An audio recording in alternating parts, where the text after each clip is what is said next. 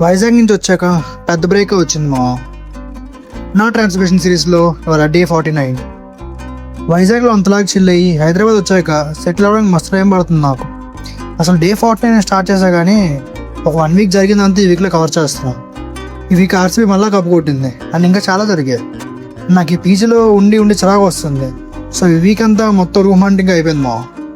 జిమ్కి వెళ్ళలేదు మానలేదు, ఎందుకంటే డే మొత్తంలో ఏదైనా పని ఎగ్జైట్మెంట్తో చేస్తా అంటే అది జిమ్ ఒకటే.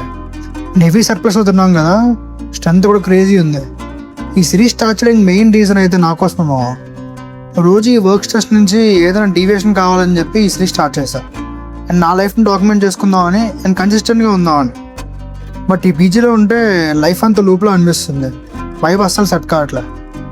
హైదరాబాద్లో రూమ్స్ దొరకడం కష్టం కాదు, బట్ మనకు నచ్చే రూమ్స్ దొరకడం చాలా కష్టం. అందుకే ఒక మంచి పెంట్ హౌస్ సెట్ చేసుకున్నాం. సో నెక్స్ట్ కమింగ్ వీడియోస్ అన్నీ కాస్త డిఫరెంట్ అయితే డాక్యుమెంట్ చేద్దాం. కానీ ఏ మాటగా మాట చెప్పుకోవాలి మా, జిమ్ చేయడం మస్తు ఈజీ, బట్ డైట్ ఫాలో అవడం రాట్ మూమెంట్. అండ్ అందులో నాలాంటి వాడికి షుగర్స్ తీసుకోవడం స్టార్ట్ చేస్తే ఆపడం ఈజీ కాదు. అంతే మా ఈరోజుకి గుడ్ నైట్.